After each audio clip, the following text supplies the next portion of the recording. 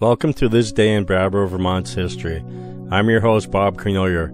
Today's topic will be the Princess Hotel Fire, March 14th, 1937. The Princess Hotel Fire, March 14th, 1937.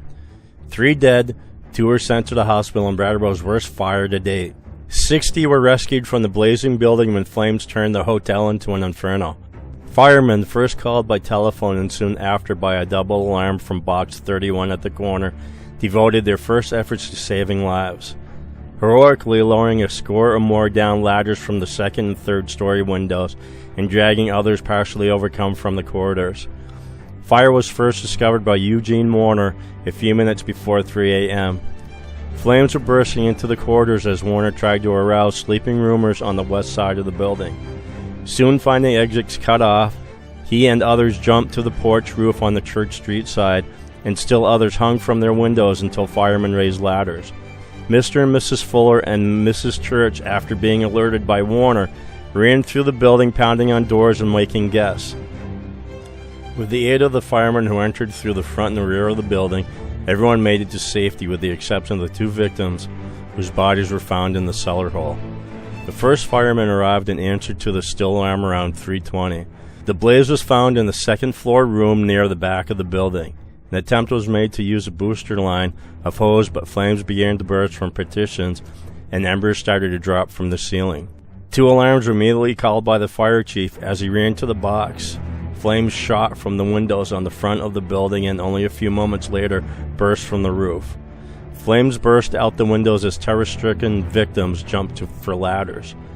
Hugh Agnew, owner of the Custom Laundry across Church Street, aided firemen in laying hose line to the rear entrance and assisted in raising of ladders, and rescue work said it was the worst fire spectacle he had ever witnessed. One woman let down 2 dogs on a rope before she came out herself. As flames mounted high into the air from the roof and burst out the second and third floor windows, firemen were unable to do any further rescue work. 13 lines of hose were played upon the fiercely blazing holocaust as hundreds of onlookers watched from vantage points around the vicinity. The firemen were able to protect the wooden building owned by Charles DeAngelis, Crystal Ice Springs Company store, and barns connected with the house on Green Street. Greenfield and Hinsdale companies responded to an early call from Chief Whitney when it was feared the wind would spread the fire to the C.E. Bradley building across the street. Sprinklers on the roof prevented embers from igniting the roof.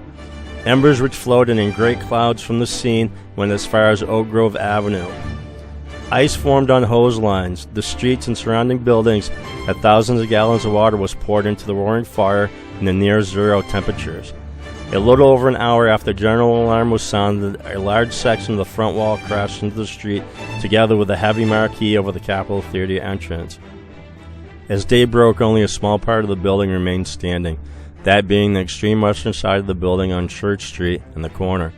The recall was sounded at 5:45, but the ruins continued to smolder all day. A power shovel owned and operated by Frank Crickler of Keene, New Hampshire, which was in use nearby, was used all day to pull debris from the ruins. Civilian Conservation Corps crews from Wilmington dug into the cellar hole looking for bodies of the missing. As workers dug into the bottom of the ruins, the ash pile left of the 1929 fire was uncovered. This was the third of a series of fires in the building. Fire Chief Whitney said he believed the fire was caused through the carelessness of someone smoking in bed. The dead were all residents at the hotel. Charles H. Frost, 35, and Daniel M. Bement, 27, of Brattleboro, retrieved from the ruins. Ernest Cloutier, 20, of Brattleboro, was taken to the hospital during the height of the fire but later died from his fatal burns. This is your host, Bob Cornelier. Thank you for watching this episode of This Day in Brattleboro Vermont History. Photos and information courtesy of the Brattleboro Vermont Historical Society and newspapers.com. The Brattleboro Historical Society is located on the 3rd floor municipal building, Suite 301. Hours are Thursdays 2 p.m. to 4 p.m., Saturdays 10 a.m. to 12 noon. The Brattleboro Historical Society has a Facebook page, and you can visit the website at bhs802.org.